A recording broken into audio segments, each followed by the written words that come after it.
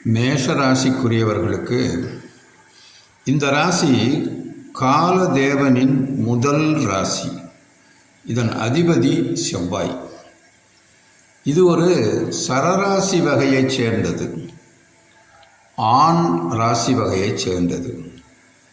நம்ம உடலில் இதோட அங்கம் பார்த்துக்கிட்டிங்கன்னா தலைன்னு சொல்லுவாங்க.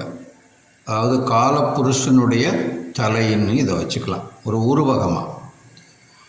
இந்த ராசியில் பிறந்தவங்க எப்போவுமே ஓரளவுக்கு புன்சிரிப்போடு இருப்பாங்க. கோபம் இருக்கும் அவங்கக்கிட்ட.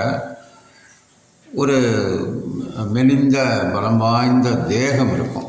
பார்க்குறதுக்கு ஒரு கவர்மெண்ட் எம்ப்ளாயி மாதிரி இருப்பாங்க. பெரும்பாலான மேஷராசிக்காரவங்க நல்ல ஆஜானுபாகமான தோற்றத்தோட ஒரு அந்த ராஜ யோகம் இருக்கிற மாதிரியே இருக்கும் அவங்கள பார்த்தா. அவங்களோட வாழ்க்கை இந்த நீரோட்டம் மாதிரி தங்கு தடை இல்லாமல் போகக்கூடிய ஒரு வாழ்க்கையாக இருக்கும். சாஸ்திரங்களை கூட நல்லா கற்றுக்கிறக்கூடிய அல்லது அது பற்றி ஆராயக்கூடிய தகுதி வாய்ந்தவங்களாக இருப்பாங்க. இந்த தடவை இந்த மேஷ ராசிக்கு சனி பெயர்ச்சி நடக்கிற அன்னைக்கு, அந்த சனி பெயர்ச்சி நாளில் சனி கிரகமானது கடந்த 2.5 ஆண்டுகளாக கும்பராசியில் இருந்த சனி மீன ராசிக்கு வருது. அந்த மீன ராசியில் ஏற்கனவே ராகு அங்கே இருக்குது. அதோட அன்னைக்கு அந்த மீன ராசியாகவே அன்னைக்கு ராசியும் இருக்குது.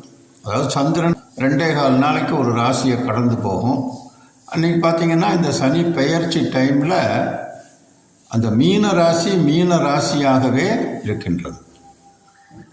அதோட அன்னைக்கு ஒரு அமாவாசை நாள். சூரியனும் சந்திரனும் அங்கே இருந்துடும். அது போக சுக்கிரனும் புதனும் அங்கே இருக்குது. ஆக ஒரு கிரக யுத்தமான அமைப்பில் சனி, ராகு, சந்திரன், சூரியன், சுக்கிரன், புதன் போன்ற 6 கிரகங்கள் ஒரே ராசியில் இருக்கிற ஒரு அமைப்பில் இந்த சனி பெயர்ச்சி நடக்குது. அது மட்டும் இல்லை, மிச்ச கிரகங்கள் மேஷ ராசிக்கு 2ஆம் இடத்துல, அதாவது ரிஷபத்தில் குருவும், மேஷ ராசிக்கு 3ஆம் இடமான மிதுனத்தில் செவ்வாயும், மேஷ ராசிக்கு 6ஆம் இடமான கன்னியில கேதுவும் இந்த கிரக பெயர்ச்சி நடக்கிற அந்த நேரத்தில் ஒரு முழு கிரகண பீடை மாதிரி ராகு கேதுக்குள்ள எல்லா கிரகங்களும் ஒரு சர்ப்ப தோஷ அமைப்பில் இந்த மேஷராசிக்கு அமைஞ்சிருக்கு. லக்னம் மட்டும் விருச்சிக லக்னமாக இருக்கிறதுனால அது வெளியில் இருக்குது. ஆக இந்த மேஷ ராசிக்கு அந்த சனி பெயர்ச்சி நடக்கிற அன்னைக்கு விருச்சிக லக்னம், அந்த லக்னத்திற்கு 5ஆம் இடத்துல சனி, ராகு, சந்திரன், சூரியன், சுக்கிரன், புதன், 6ஆம் இடத்துல அந்த மேஷ ராசி, 7ஆம் இடத்துல குரு, அதாவது லக்னத்திற்கு 7ஆம் இடத்துல குரு, லக்னத்திற்கு 8ஆம் இடத்துல செவ்வாய், லக்னத்திற்கு 11ஆம் இடத்துல கேது. இந்த அமைப்பில் இந்த மேஷ ராசிக்கான கிரக பெயர்ச்சி, அந்த சனி பெயர்ச்சி அன்று கிரக நிலைகள் இருக்கின்றன. இந்த அடிப்படையில் பார்த்தோம்னா இந்த மேஷ ராசிக்கு 2ஆம் இடத்துல இருக்கக்கூடிய குருவினால இந்த கல்வி பயிலக்கூடிய மாணவர்கள் பொருளாதாரத்தில் நல்ல சிறப்பான ஒரு அமைவாக வர ஜூன் மாதம் வரைக்கும், இந்த குரு பயிற்சி வரைக்கும் இந்த மேஷ ராசிக்காரவங்களுக்கு பொருளாதாரம் வெகு சிறப்பாக இருக்கும். அது மாதிரி நல்ல ஒரு தைரியமான செயல்பாடுகளை செய்வாங்க. வெற்றி, புகழ் இதெல்லாம் கூட நடக்கும். திடீர் அதிர்ஷ்டங்கள் இந்த மேஷராசிக்காரவங்களுக்கு இருக்குது. அதாவது பதவி உயர்வு, ஏதாவது ஒரு கவர்மெண்ட் ஜாபில் இருக்காங்கன்னா அல்லது கவர்மெண்ட் ஜாபை எதிர்பார்த்துக்கிட்டு இருக்கிறவங்க, அதுக்கான அந்த எக்ஸாம் எழுதுகிறவங்களுக்கெல்லாம் ரொம்ப சூப்பராக ஹிட் ஆகும். இந்த தடவை நல்ல ஒரு ரிசல்ட் கிடைக்கும். அது மாதிரி இந்த ராசிக்கு 6ஆம் இடத்துல கேது இருக்கிறது சிறப்பு தான். பொதுவாக கன்னியில் கேது நிற்கிறது அவ்வளவு சிறப்பு கிடையாது. ஆனால் இந்த ராசிக்கு 6ஆம் இடமாக அது வர்றதுனால மேஷ ராசியை பொறுத்த வரைக்கும் அது சிறப்பு. அதுபோக இந்த மேஷராசிக்காரவங்களுக்கு இந்த வர ஜூன் மாதத்துக்குள்ளர திருமண யோகங்கள் இருக்குது. குழந்தை பேர் ஒருவேளை எதிர்பார்த்துக்கிட்டு இருக்கிறவங்களோ அல்லது குழந்தை பேர் இல்லாதவங்களோ அவங்களுக்கெல்லாம் கூட ஒரு பாசிட்டிவ் ரிசல்ட் இருக்க போகுது. அந்த பங்குச்சந்தை இதில் ஈடுபடுறவங்களுக்கெல்லாம் நல்ல பலன் இருக்க போகுது. தங்கம் போன்ற பொருள்கள் சேர்மானம் இருக்கும், பொருள் சேர்க்கை இருக்கும், வாகன யோகம் உண்டு. இந்த 12ஆம் இடத்துல இருக்கக்கூடிய இந்த கிரக யுத்தத்தினால ஒரு சில மேஷராசிக்காரர்களுக்கு, அதாவது இந்த சனி, ராகு, சந்திரன், சூரியன், சுக்கிரன், புதன் இந்த 6 கிரகங்களுக்குடைய தசாபுக்திகள் நடக்கின்றவர்களுக்கு மட்டும் அந்த ஒரு கால அளவிற்கு மட்டும் அவர்களுக்கு பல பிரச்சனைகள், பலவிதமான டென்ஷன், சில வழக்குகள் ஏற்படக்கூடிய வாய்ப்பு இருக்குது. அதனால் ரொம்ப ஏன்னா 7.5 சனி ஆரம்பிக்குது. ஆனாலும் கவலை வேண்டியதில்லை. அது மட்டும் இல்லாமல் இதில் இன்னொரு விஷயம் என்னென்னா, இந்த 6 கிரகங்கள் இருக்கக்கூடிய அந்த 12ஆம் இடத்துல, மேஷராசிக்கு 12ஆம் இடம், அந்த சனி பெயர்ச்சி நடக்கிற அந்த வேளைக்கு பூர்வ புண்ணிய ஸ்தானம் ஆயிடும், திரிகோணம் ஆயிடும்.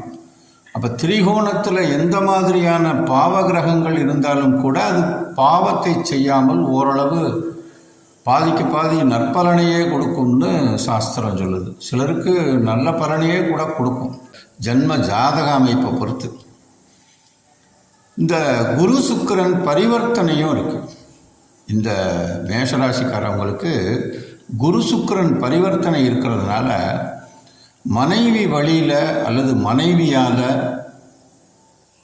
வரக்கூடிய யோகங்கள் இருக்குது. சில பேருக்கு வண்டி வாகன சேர்க்கை, வெளிநாடுகளுக்கு பிரயாணம், கடல் கடந்த பிரயாணம், இந்த வேலை வாய்ப்புகளை எதிர்பார்த்துக்கிட்டு இருக்கிறவங்களுக்கெல்லாம் 100% வெளிநாட்டு வேலை வாய்ப்புகளை எதிர்பார்த்துட்ருக்கவங்களுக்கு டெஃபினட்டாக இந்த மேஷராசிக்காரவங்களுக்கு கட்டாயமாக நடக்கும். அதில் ஒன்றும் சந்தேகமே வேண்டியதில்லை. பொதுவாகவே மேஷராசிக்கு இந்த முறை உத்தியோகத்தில் அல்லது இருப்பிடத்தில் இடமாற்றம் ஏற்பட வாய்ப்பு இருக்குது. சிலருக்கு பொருளாதார நஷ்டம், அதாவது விரயத்தால் கொஞ்சம் நஷ்டங்கள், கடன்கள் உண்டாக வாய்ப்பு இருக்குது.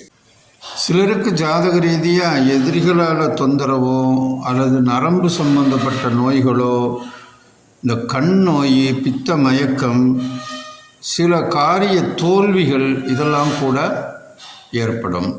இந்த கிரக யுத்தம் இருக்கிறதுனால சிலருக்கு ஜாதக ரீதியாக ஒரு வேளை சனி தசை நடக்கிறவங்களுக்கோ அல்லது ராகு தசை நடக்கிறவங்களுக்கோ அல்லது குரு தசை நடக்கிறவங்களுக்கோ சுக்கிர தசை நடக்கிறவங்களுக்கோ கூட சந்திர திசை நடக்கிறவங்க, சூரிய திசை நடக்கிறவங்களில் குறிப்பாக சிலருக்கு ஜாதகத்தில் கொஞ்சம் சிக்கல் இருந்ததுன்னா அவங்களுக்கு பலவித துக்கமும், தூர தேசம் செல்லக்கூடிய வாய்ப்பு இருந்தாலும் கூட அதுவுமே ஒரு நெகட்டிவான விஷயத்துக்கு போகிற மாதிரியான ஒரு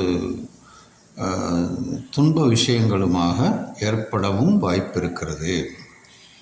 அதனால் இந்த ராசிக்காரவங்களுக்கு பரிகாரமாக நான் என்ன சொல்கிறேன்னா, ஒவ்வொரு வாரமும் சனிக்கிழமை தோறும் நவக்கிரகத்தில் சனீஸ்வரனுக்கு எள்விளக்கேற்றி 9 முறை நவக்கிரகத்தை சுற்றி வந்து ஒரு நவக்கிரக சாந்தி மாலா மந்திரம் அப்படின்னு ஒன்று சொல்லுவாங்க. அந்த அர்ச்சனையை பண்ணிட்டு வந்துக்கிட்டு இருந்தீங்கன்னா ஒவ்வொரு வாரமும் சனிக்கிழமை போய் அருகாமையில் இருக்கக்கூடிய பழமையான ஆலயத்தில் இதை செஞ்சுட்டு வந்தீங்கனாலே போதுமானது.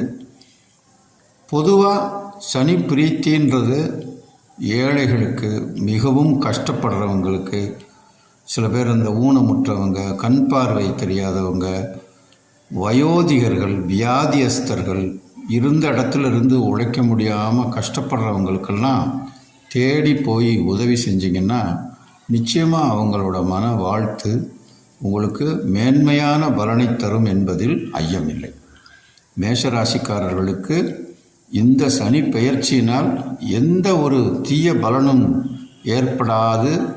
ஏற்படவே ஏற்படாது என்று உறுதியளித்து ஆண்டவன் உங்களுடன் இருப்பார் என்று கூறிக்கொண்டு இந்த ராசியினுடைய பலனை இத்துடன் நிறைவு செய்கிறேன்.